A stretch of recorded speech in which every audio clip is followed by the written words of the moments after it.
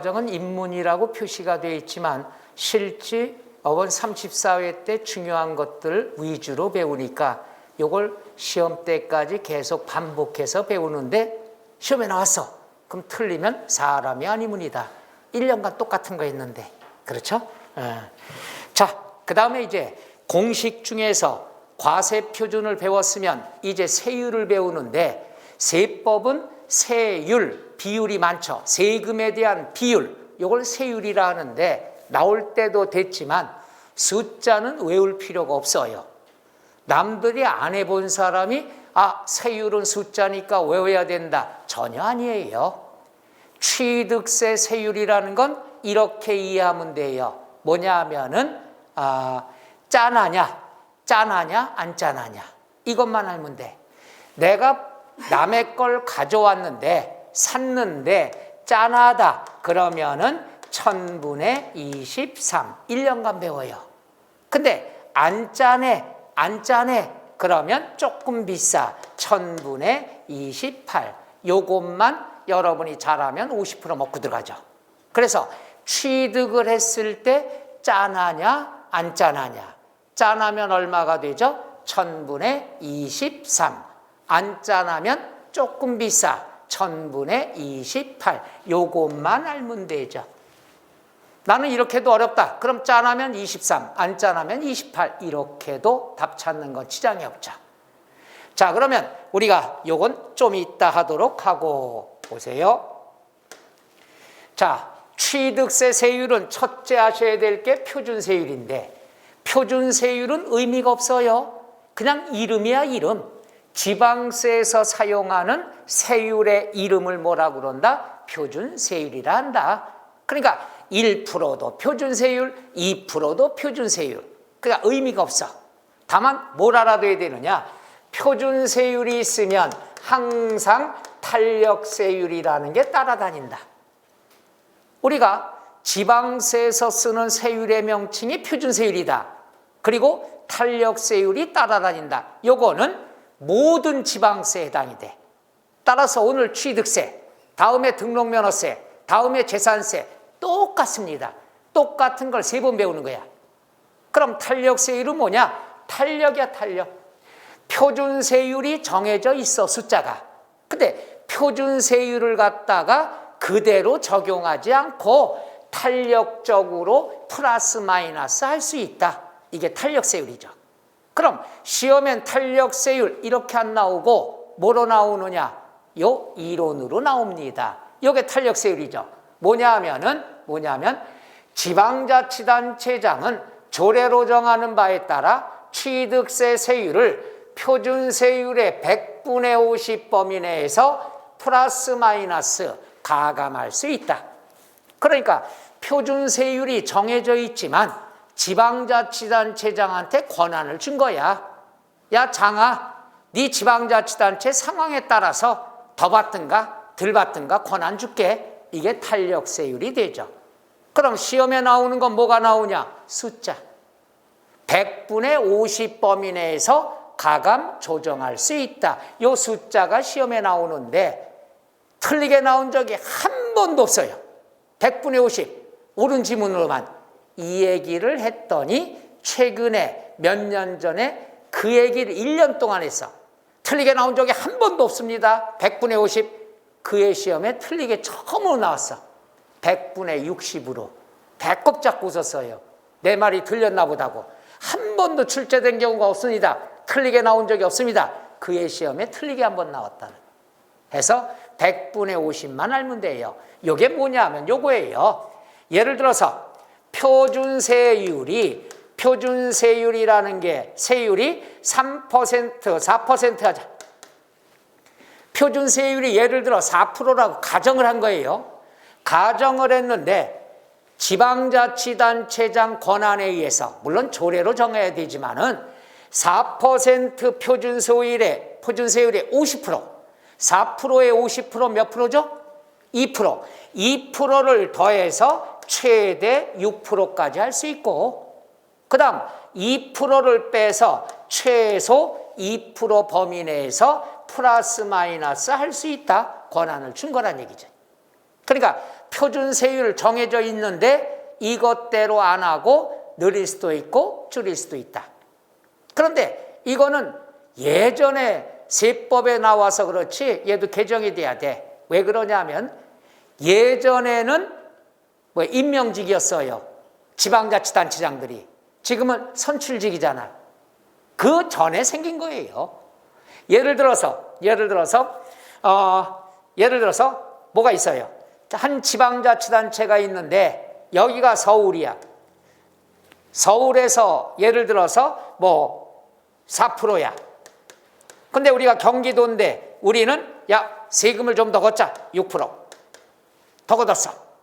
그러니까 더 걷었으니까 세금 수입이 많아지죠. 예산이 많어. 일을 많이 해. 가로등도 많이 설치하고 CCTV도 하고 그다음에 보도블록도 교체하고 일을 너무 많이 했어. 우리 동네가 좋아졌어. 근데 다음번 선거 때는 어떡하죠? 떨어질 확률이 크죠. 왜? 일은 했지만 주변보다 우리 단체가 우리 동네가 왜 세금이 더 많냐? 세금을 너무 많이 걷는다. 일은 많이 해도 세금 많이 걷기 때문에 불만이 있어서 떨어질 확률이 크죠. 반대 경우 4% 받는데 우리는 조금만 받자 2%만 걷었어. 세금 수입이 적어.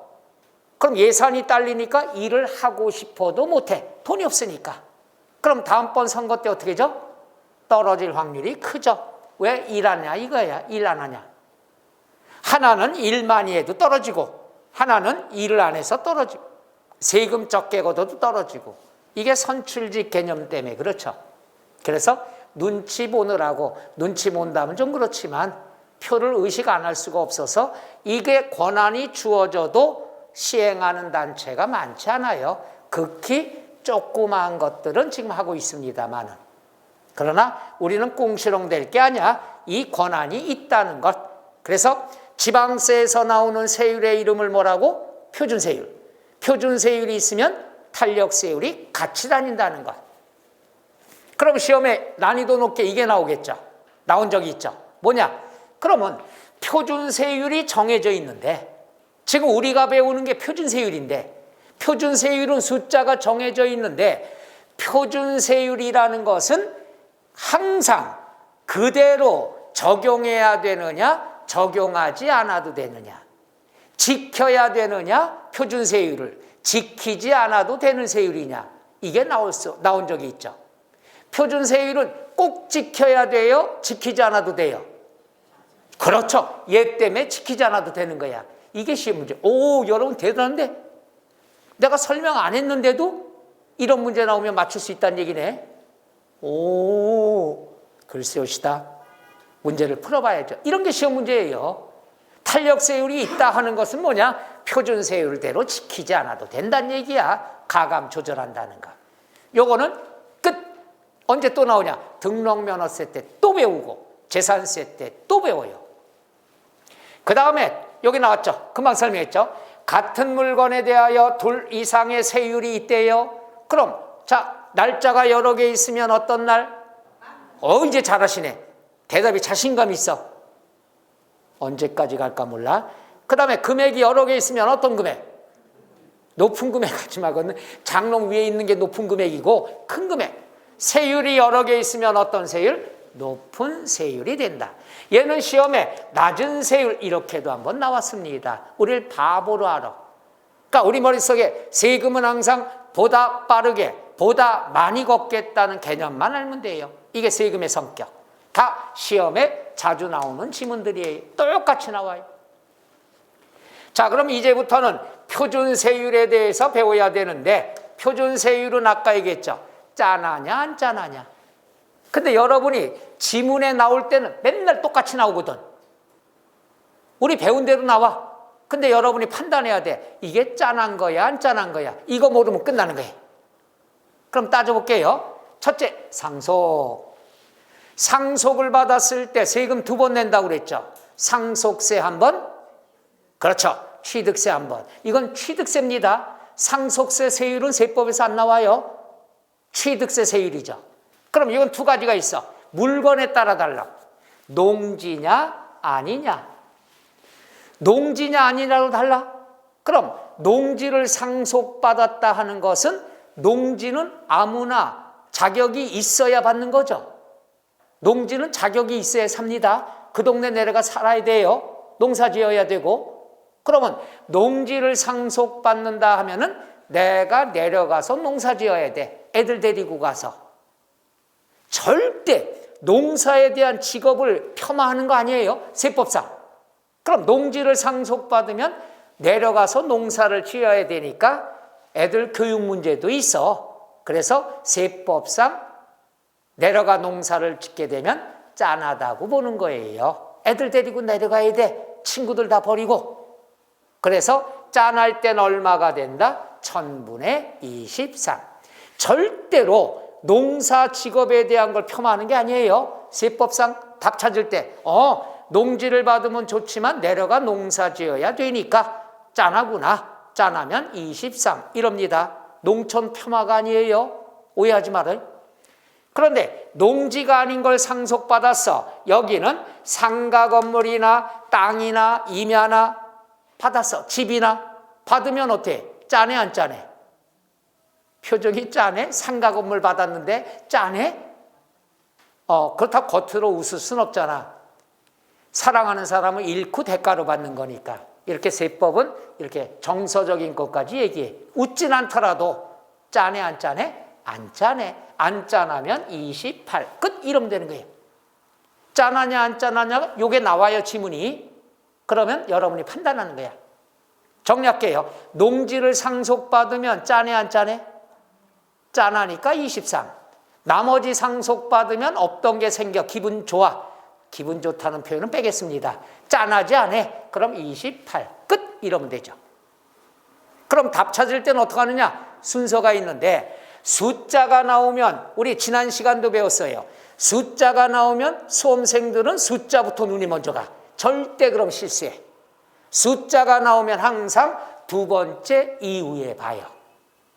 항상 뭐부터 보냐? 물건부터 봐요. 물건이 뭐냐? 농지냐 아니냐? 이 물건은 어떻게 했는데 상속이냐 증여냐? 그 다음에 숫자를 보는 거예요. 정리하면 농지를 상속받으면 23 맞냐 틀리냐? 이게 시험 문제야. 1년간 이거 배우는 거야. 농지, 물건부터 보란 얘기죠. 그 다음은 두 번째, 상속 이외의 무상승계. 무상승계는 공짜로 받았다. 두 개가 들어가. 상속 아니면 증여. 근데 상속은 꼭 상속이란 말이 나오죠. 그럼 증여는 뭐라고 나오냐? 상속 이외의 무상승계 또는 그냥 무상승계 이렇게 나와요. 그럼 증여야. 그럼 증여는 두 가지가 있습니다. 주관이. 증여는 우리나라 기부라고 생각하라고 그랬죠. 떡볶이 할머니. 그러면 증여는 물건에 따라 세율이 다른 게 아니라 기부를 받은 사람이 누구냐? 떡볶이 할머니 떡볶이 팔아서 전 재산 대학교에 줬다. 대학교 비영리 사업자라 얘기하죠. 요건 우리가 기본서에서 앞으로 배울 텐데 일단 하나만 알아두면 비영리 사업자는 영리를 목적으로 하지 않는 단체. 그중에 제일 많이 나오는 거 대학교. 이거 뭐 여러분 그래야 이해하죠. 그 다음에 요즘 정치하는 정당. 그러니까 사회복지단체. 이렇게 공익사업을 목적으로 한다. 영리가 목적이 아니다. 그러면 세금을 싸게 해줍니다. 우리가 대학교 떡볶이 할머니가 전 재산을 대학교에 기부한다. 그럼 받는 사람이 비영리 사업자죠. 받아가지고 장학금 부르 학생들 주죠. 좋은 일에 쓰죠. 그럼 세금이 싼데 할머니가 증여를 한다 그러면 계약서 쓴다고 그랬죠. 그럼 계약일이 취득일이 되는 거고 계약서에 뭐가 들어갑니까? 조건이 지금 줘 나중에 줘. 계약서는 지금 쓰지만 거기에 어떤 말이 꼭 들어가? 내가 이 다음에 죽거든. 내가 이 다음에 죽거든. 상속과 같다고 보는 거예요. 그러니까 계약서는 지금 쓰지만 재산은 언제 주는 거야? 내가 이 다음에 죽거든. 상속과 똑같이 28이 되는 거죠. 이해가세요? 그러니까 받는 대학교 입장에서는 짜네 안 짜네? 안 짠하죠. 그죠? 기부 받았으니까 학생들한테 줄 수 있으니까 안 짜네 28. 그러니까 안 짠하다 28 이렇게 해도 좋고, 할머니가 계약서에 내가 이 다음에 죽거든 하니까 상속과 같은 개념이 된다. 이렇게 하면 돼요. 그 다음에 이거 잘 봐야 돼. 이외다 그러면은 뭐야? 콕 찍어서 개인을 얘기하죠. 그럼 개인은 뭐냐? 완전한 불로소득이야. 이건 이렇게 이해해요. 제가 뭐라고 설명하냐면 이거야. 옆 동네 할아버지가 계셔요. 우리 동네 할머니가 있어. 근데 옆 동네 할아버지가 우리 동네 할머니를 꼬시려고 빌라 한 채도 아니고 한 동을 사다 줬어. 이 정도는 돼야 선물이죠. 한 동을 갖다 선물했어. 그럼 그 할아버지가, 이웃집 할아버지가 우리 동네 할머니한테 빌라 한 동을 왜 사줬어? 이유, 상식. 그냥 사주는 사람이 있을까? 소고기도 그냥 사주는 사람 없어요. 소고기 사줄 때는 흑심이 있어서 소고기 사준대잖아요. 죄송합니다. 쓸데없는 유머했네. 그럼 옆 동네 할아버지가 우리 동네 할머니한테 빌라 한 동을 선물한 이유는 뭐냐? 우리 동네 할머니를 사모하니까 해서 35 이렇게 이해하면 되잖아. 옆 동네 할아버지가 우리 동네 할머니한테 빌라 한 동을 왜 사줬다고? 사모하니까 사주지. 증오하면 사주겠어? 그럼 세율이 뭐냐? 1000분의 35 사모한다. 이렇게 좀 이해하면 안 될까? 좀 유치하게 내가 개발한 건데. 그래서 요거는 기억이 다 오래 간대요. 옆 동네 할아버지가 우리 동네 할머니한테 빌라 한 동을 사줬다. 왜? 사모하니까. 근데 왜 이게 기억이 오래 가나 생각했더니 부러운가 봐 다들. 그래서 기억이 오래 갔나 봐. 그러니까 외울 필요 없어. 사모하니까. 그 다음에 이제 알아둬야 될 게 있습니다. 여기서 내년 1월 1일부터 시행하는 게 요거죠. 증여 취득세율.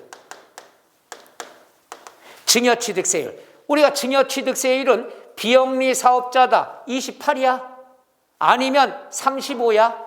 이건 그대로 고정이야. 그런데 추가되는 게, 중과가 되는 게 뭐가 있느냐? 조정 대상 지역에, 조정 대상 지역의 주택. 그러니까 이렇게 조정 대상 지역에 3억 이상인 주택. 시가 표준액. 시가 표준액이 3억 이상의 주택을 줬다. 그랬을 경우에는 취득세율이 12% 중과가 됩니다. 세단 얘기죠. 요게 하나가 추가가 된 거예요. 다른 건 변동이 없어. 증여받았을 때 취득세율만. 그럼 아까 보니까 증여받았을 때 우리가 과세 표준이 시가 표준액이었다가 뭘로 개정이 됐다? 시가 인정액으로 바뀌었다. 시가 표준액보다 좀 크다는 얘기죠. 세율도 높아진 거예요. 조정대상 지역, 조건이 있어. 조정대상 지역 안에 3억 이상인 주택을 증여받았으면은 취득세율이 이놈이 아니라 12%로 무겁게 매긴다는 얘기죠.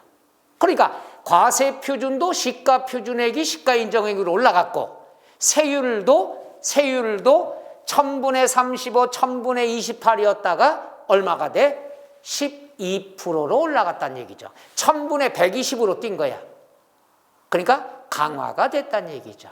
요거 하나만 추가가 됐습니다. 증여받았을 때 상속 이런 건 변동이 없습니다. 증여만 바뀌었다. 이 말은 뭡니까? 취득세 중에서 증여를 받았을 때 과세표준 금액도 올라갔고 세율도 올라갔다. 결론으로 얘기한다면 증여받았을 때 내는 취득세는 올라갔다는 얘기죠. 그래서 우리가 과세표준의 시가 인정액이란 말하고, 그 다음에 요 조건인 주택을 증여받았을 때는 세율이 몇 프로가 됐다? 12%가 됐다는 것. 강화가 됐다. 요것만 거기에다 첨삭을 해주시면 되겠죠. 언제부터? 내년 1월 1일부터.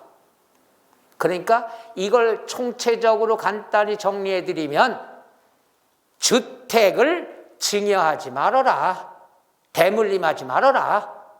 안 그러면은 그렇게 되면 세금을 무겁게 매기겠다. 그러니까 이거 세금 때문에 무서우면은 빨리 매물로 내놔라. 그래서 집 없는 사람들 살 기회를 주고 집값 안정을 좀 꾀하자. 좋은 취지인데 과연 이게 효과가 있을는지는 저는 항상 긍정적으로 사는데 요즘 들어와 몇 년 동안 세금에 대한 것 개정은 조금 불만이라기보다는 좀 더 이렇게 했으면 좋지 않겠냐 이런 생각을 해봅니다. 그리고 지금도 국회 계류가 된 법안들이 있어요. 세법 개정안들이 지금 논의 중입니다.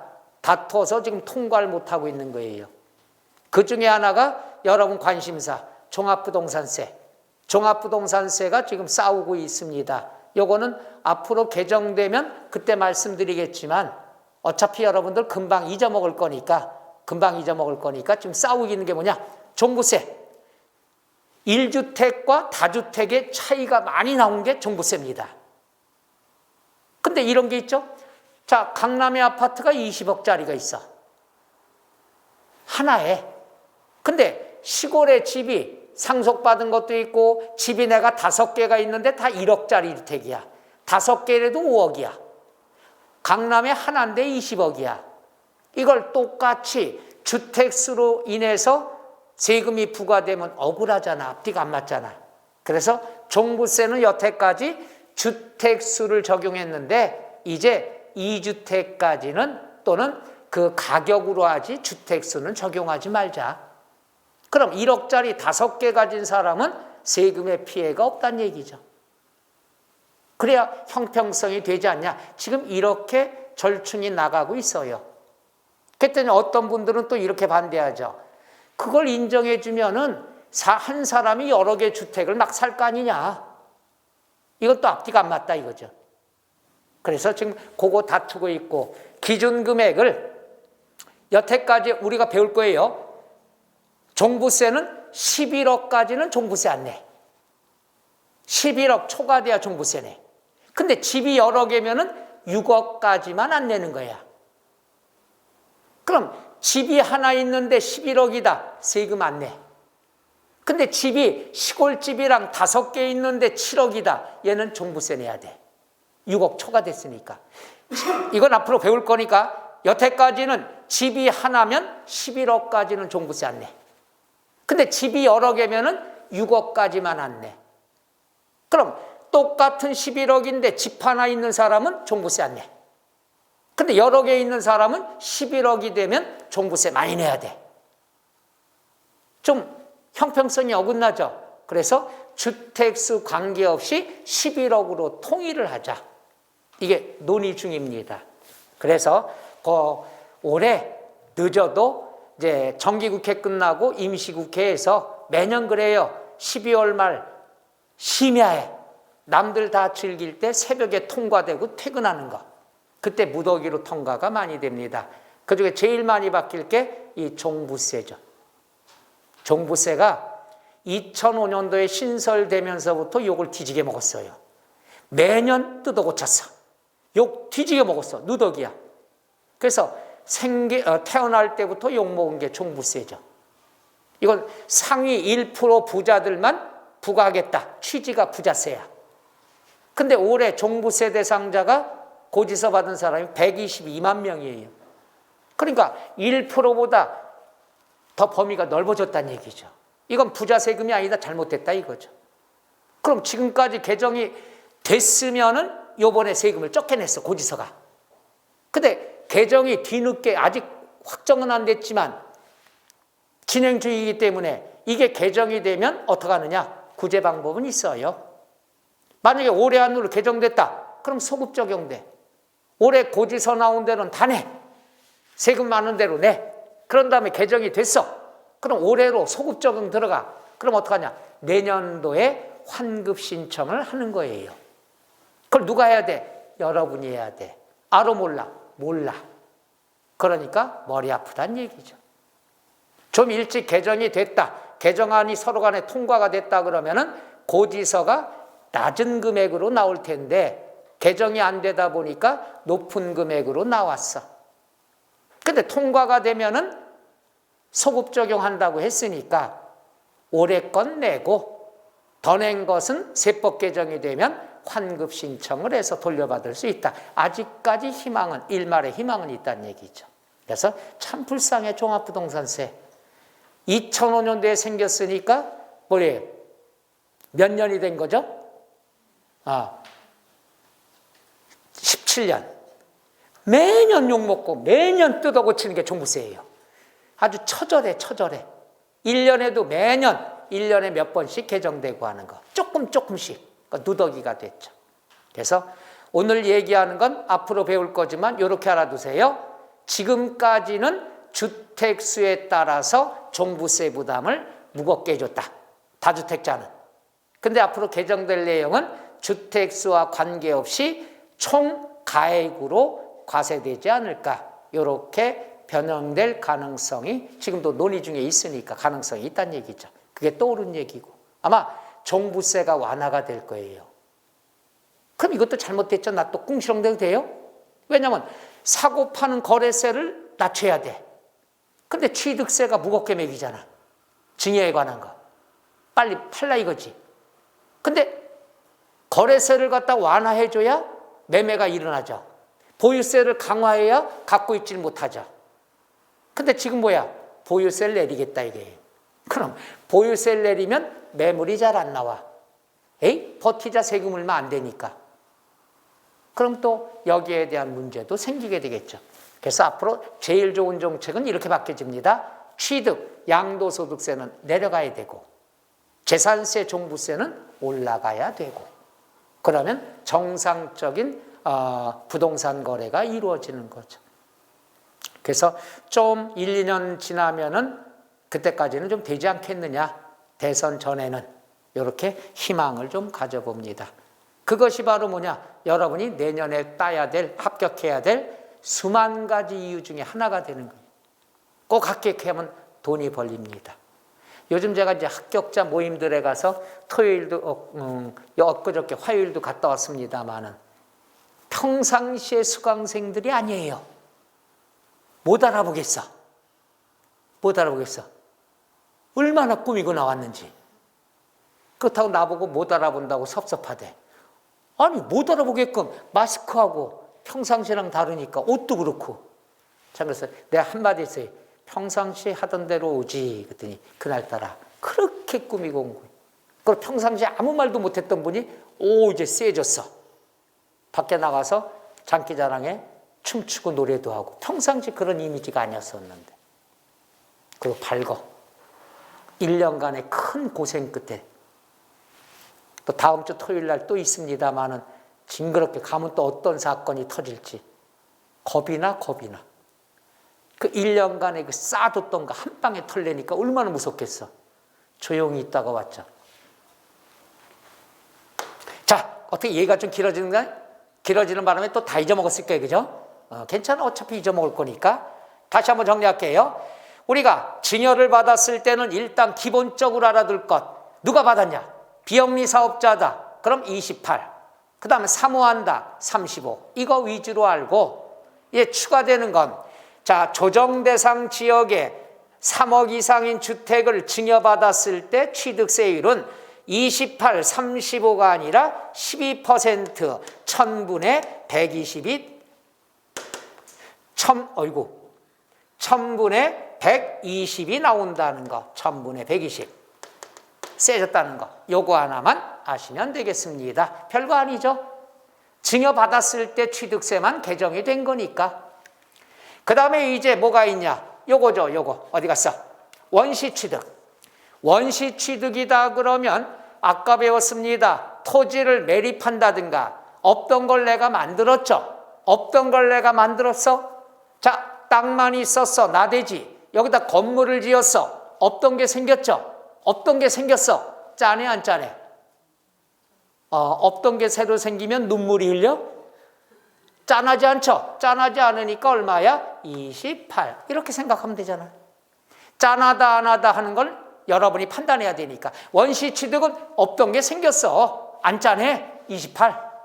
그 다음에 공유물 분할, 합유물 분할, 총유물 분할, 분할. 여기도 하나 더 써놔요. 재산 분할. 여기서 알아둘 때 분할은 쪼개는 거죠. 헤어지는 거죠. 이렇게 보면 돼. 재산 분할은 아까 배웠습니다. 요건 부부끼리 이혼, 헤어지는 거야. 그 다음 공유물 분할이라는 건 공동 소유한 물건을 쪼갠 거야. 그럼 분할은 왜 하냐? 이렇게 이해하면 돼요. 헤어지니까. 헤어질 때 부부끼리 헤어지면 재산 분할이야. 그런데 친구끼리 헤어지면 공유물 분할이에요. 차이점 이해가요? 공동 소유를 쪼갠 거야. 그때 어떤 분이 공유, 영화배우를 쪼갠다. 죄송합니다. 유치하게 해서. 그래서 여러분이 기본적으로 공부할 때 이렇게 하면 편해. 분할은 헤어지는 거야. 쪼개는 거니까. 헤어지는데 재산 분할은 부부끼리 헤어지는 거. 공유물 분할은 친구끼리 헤어지는 거. 합유물, 그 다음에 총유물은 우리 문중이 헤어지는 거. 그 다음에 뭐 조합원이 헤어지는 거. 조합이 깨지는 거. 문중이 깨지는 거. 물론 민법상으로는 문중은 깨지지 않는다. 조합도 깨지지 않는다. 그렇지만 세법은 언젠가는 깨질 거다. 깨지면 세금 걷겠다. 무서운 말이죠. 그래서 세법에서는 분할은 헤어지는 거다. 그럼 헤어지면 부부끼리 헤어져. 부부끼리 헤어져. 짠해 안 짠해? 짠해요? 여보세요. 어떤 분은 그러더라고. 속 시원해요. 이러더라고. 개인 사정을 물어보는 게 아니야. 부부끼리 헤어지면 사랑하는 사람끼리 헤어지니까 짠해. 23. 친구들끼리 헤어져. 아이고 옛날에 좋았다가 헤어지는구나. 짠하니까. 그러니까 세법상 분할은 짠한 거예요. 그래서 23. 그 다음에 뭐가 있느냐 그러면 유상승계인데 시험에는 뭘로 나오냐? 매매라는 말로도 나오고 그 다음 교환이라는 말도 나옵니다. 그래서 유상승계다 그러면 돈 주고 사온 거 매매 또는 기브 앤 테이크 교환 이렇게도 나올 수 있다. 돈 주고 사온 거야. 그럼 돈 주고 사왔을 때는 짠한 게 아니라 농지냐 아니냐. 그럼 농지다. 그러면 3% 1000분의 30 또는 3%. 그러니까 농지를 사면 좀 싸요. 농지가 아닌 건 4% 1000분의 40 이렇게 알아두면 돼. 요것만 짠해 안 짠해가 안 들어가죠. 그래서 돈 주고 사왔을 때 자 물건부터 뭐라고 그랬죠? 뭘 샀냐? 농지. 뭐 했는데? 매매. 그럼 1000분의 30 맞냐 틀리냐 이렇게 나오는 거야. 그리고 이외라는 것은 뭡니까? 농지가 아닌 거. 그럼 뭐 나대지, 임야라든가 또는 건물이라든가 이런 게 되겠죠. 그럼 시험에 뭐가 많이 나오냐? 아주 나오는 거 찍어줄게. 뭐가 나오냐? 그냥 토지 이렇게 안 나와. 농지 이외의 토지 이렇게 나와요. 그러니까 앞에 농지라는 말을 페이크 치는 거야. 농지만 보고 뒤에 안 읽을 수 있으니까. 그래서 농지냐 농지 이외의 토지냐 이렇게 헷갈리게 나오는 거죠. 그거 조심하면 돼요. 해서 농지 3%, 농지 이외의 토지 4%, 3%냐 4%냐 요것만 여러분이 반복하면 되죠. 그 다음에 이제 나왔어요. 조정대상 지역 내 1세대 1주택, 조정대상 지역 아닌 곳에 1세대 2주택이 나옵니다. 그냥 이거는 어렵게 볼 거 없어. 일단 주택을 보는데 1세대 1주택 위주로 봐요. 조정지역. 그럼 주택을 사왔을 때는 가격에 따라 세율이 달라. 6억 이하, 9억 이하, 9억 초과 세 단계로 나눕니다. 다시 한번 공부할 때 이렇게 합니다. 6억 이하, 9억 이하, 9억 초과. 그럼 다음 1%, 땡 프로, 3%, 1에서 3%다. 이렇게 보면 돼요. 다시 한번 얘기하면 우리가 조정대상 지역의 1세대 1주택은 6억 이하, 9억 이하, 9억 초과, 1%, 땡프로, 3%. 땡프로가 뭐냐? 요거는 금액별로 세율이 다릅니다. 세분화시켰어. 과거에는 1%, 2%, 3%에다가 9억 이하, 6억 초과면 서민주택으로 보는 거예요. 그럼 서민들의 세금을 2%로 일괄적으로 하는 것보다 좀 싸면은 2%보다 싸게 세금을 부과하자. 서민주택, 제일 많이 갖고 있는 주택들이니까 해서 완화가 들어간 거죠. 완화가 된 것도 있고 좀 비싼 거는 더 강화가 된 것도 있고 종전에 2%로 통일했던 걸 금액별로 차이를 뒀다는 것. 그래서 여러분이 공부할 때 6억 이하, 9억 이하, 9억 초가 1%, 땡프로, 3%, 요게 1%. 그래서 주택이다 그러면 1에서 3%다. 이렇게 공부해도 된다는 얘기죠. 그럼 여기에서 여러분들이 우리가 교재 나와 있는 내용은 여기까지만 알아두면 되니까 우리 첫날이지만 어려운 계산도 한번 해볼까요? 자, 뭐냐? 6억 이하가 1%, 얘는 고정이야. 그런데 6억 초과 9억 이하는 공식이 있어요. 취득가액에다가 2를 곱해. 그리고 3이 아니라 3억을 나눠줘요. 2를 곱하고 3억을 나눠. 그런 다음 3을 빼. 거기다 백분율하면 세율이 나온다. 듣는 순간에 기절하고 있어요. 이것도 2번, 그래 여러분이니까 3번 설명할게. 그러면 이해가 될 거예요. 이해되면 뭐해? 수업 끝났습니다. 수고하셨습니다. 의자 삐그덕대면 날아가는데 날아갈 걸 대비해서 나올 수 있으니까 그런 것들은 반복하겠습니다. 그래서 다시 얘기하지만 교재가 있지만 12월까지 교재를 맨 뒤에까지 안 끝냅니다. 앞에 있는 지방세 시험에 나오는 거 위주로 해줘야죠. 찔끔찔끔 하는 것보다. 괜찮겠어요? 그게 좋은 방법이야. 올해 새롭게 쓰는 방법이에요. 작년까지 인문과정을 이빨 빠진 듯이 뜨문 했거든요. 근데 그 시간이 좀 아깝더라고. 어차피 잊어먹을 거 지방세락도 좀 중요한 건 알아두자. 이래서 올해부터 바꾼 방법이야. 인문과정. 머리 쓰잖아요? 좀 달라져야 되니까. 자, 그럼 한번 계산을 해볼게요. 그거 하기 전에 6억 이하, 9억 이하, 9억 초과 이렇게 나왔습니다.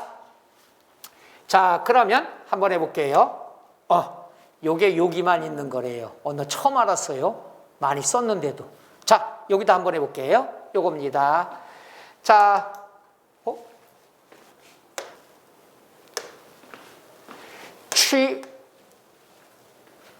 여기 아직 내가 서투른가 봐요.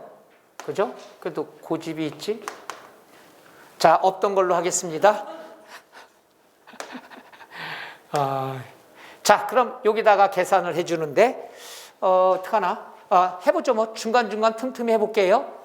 자, 우리가 취득가액이 얼마라고 하느냐? 우리가 7억으로 하죠. 자, 7억짜리 샀습니다. 그럼 7억이 취득가액이죠? 여기다 일단 세율은 2를 곱해야 돼. 그럼 2, 7이 얼마? 14억이에요. 여기에서 나누기 3억을 합니다. 3억이에요. 그러면 3, 4, 12, 3, 6, 18 이렇게 나옵니다. 넷째 자리까지. 계산 문제 안 나올 거예요. 시험엔 안 나옵니다. 이해를 하려니 여기서 빼기 3. 그러면 1.6666. 그럼 이걸 백분율을 하면은 반올림 올라가니까 1.67%. 그러니까 아까 땡프로라고 그랬죠. 6억 이하는 무조건 1% 고정이야. 6억 초과 9억 이하는 금액에 따라 세율을 달라진다는 얘기죠. 이해 가시나? 아니, 한번 또 하지 뭐. 각오돼 있는 사람이에요. 7억 5천. 큰일 났어. 어려운 거야. 여기에다가 일단 7억 5천짜리 샀으면 곱하기 2를 해요. 그럼 27이 14, 25, 12 하니까는 얼마 나와요? 15억이죠. 나누기 3억. 나누기 3억을 하면 5가 나오죠. 5에서 3을 빼주니까 얼마 남죠? 2. 2를 백분율하면은 결국 2% 알 수 있죠. 이해가시나? 노노노. 하나 또 준비했어. 어디다 하느냐? 요번엔 8억. 8억이다 그러면 2를 곱해 16억이 나오죠. 16억 나누기 3억. 그러면은 3, 5, 15, 3, 3, 3, 3 나오죠. 빼기 얼마 해주죠? 3. 그러면 2.3333 나오죠. 백분율하면은 2.33%가 된다는 얘기죠. 한 번 더 할까요? 난 못하겠어. 그러니까 그 계산 문제는 안 나왔으니까. 근데 언제든지 한번 나올 수도 있겠죠.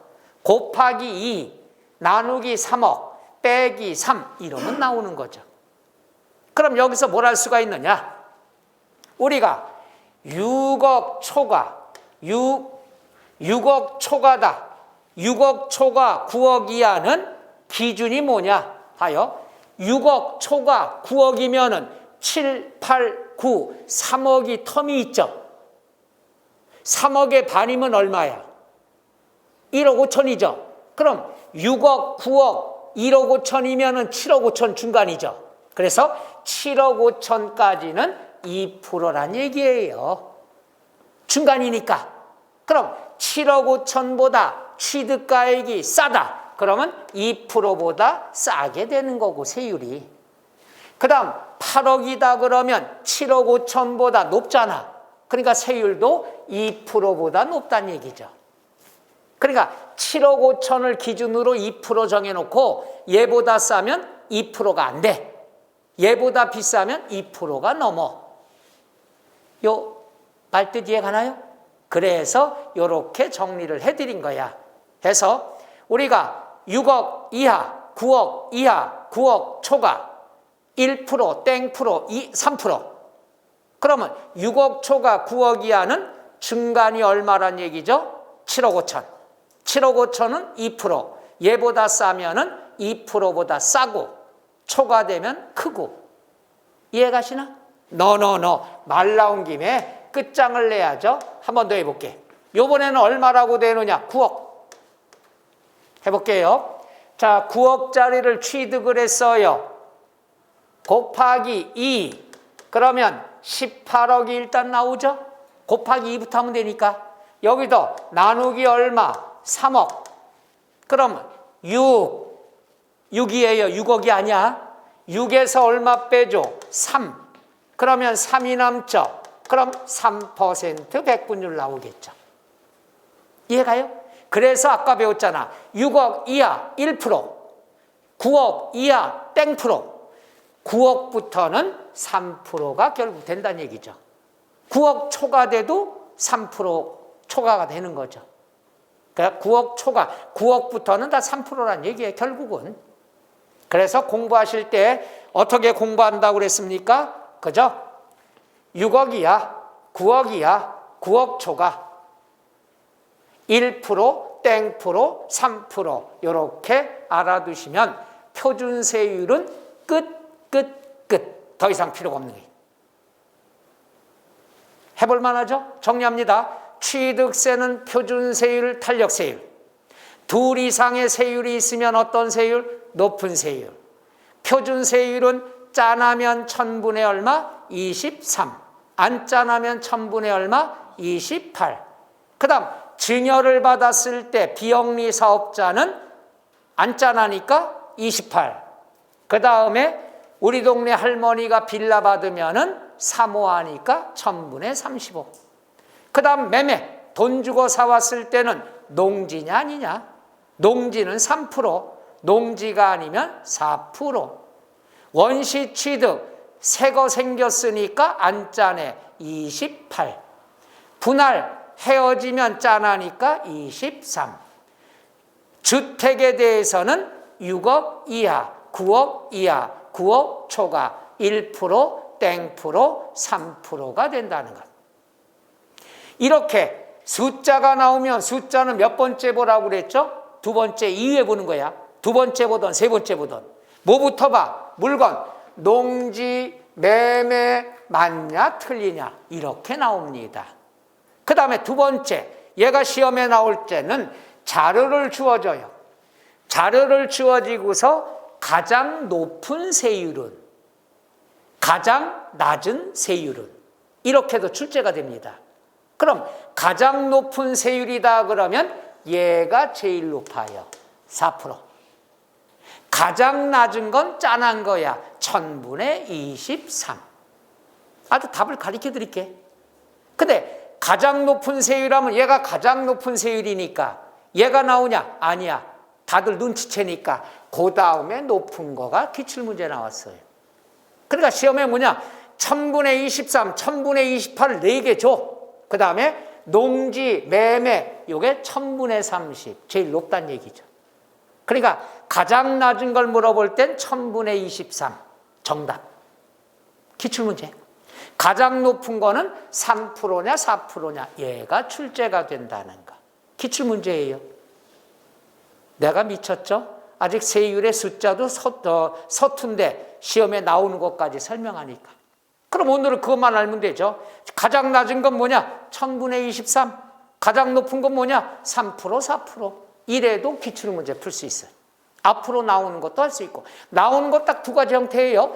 연결이 숫자가 맞냐 틀리냐. 두 번째, 박스를 열고 가장 높은 거, 가장 낮은 거, 세율. 세율은요, 절대로 함정이 없어. 하나 강조할게. 숫자를 물어보는 건 함정이 없어.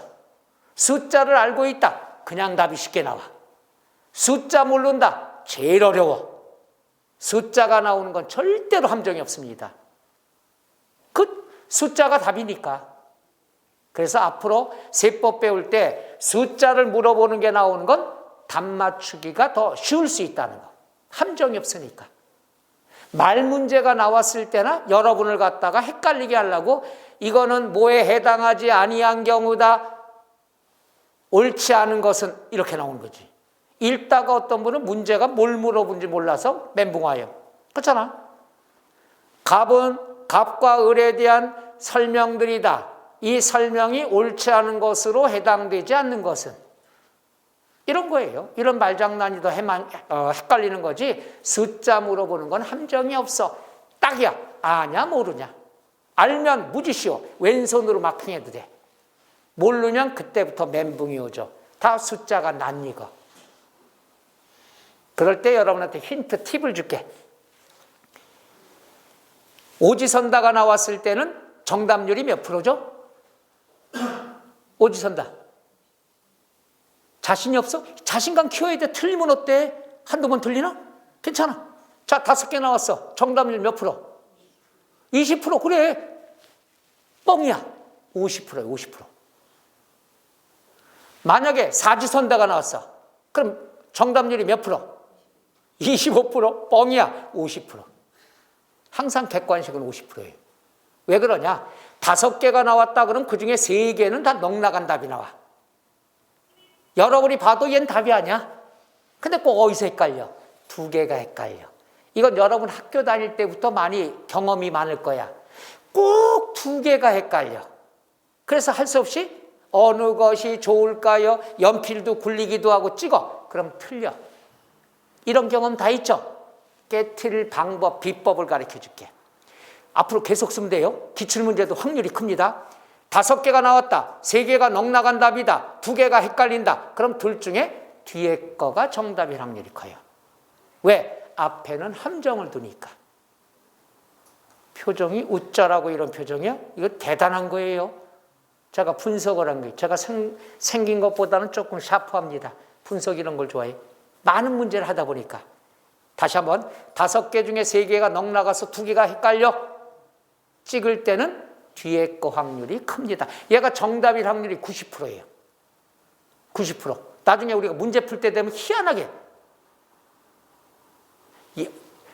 가끔 10개 중에 하나는 앞에가 정답일 때가 있어요. 그래서 확률이 90%. 이 얘기는 뭐하냐? 실력으로 푸는 것도 좋지만 혹시나 시험 보러 가서 시간이 모자랄 경우에 세법은 또 어떡합니까?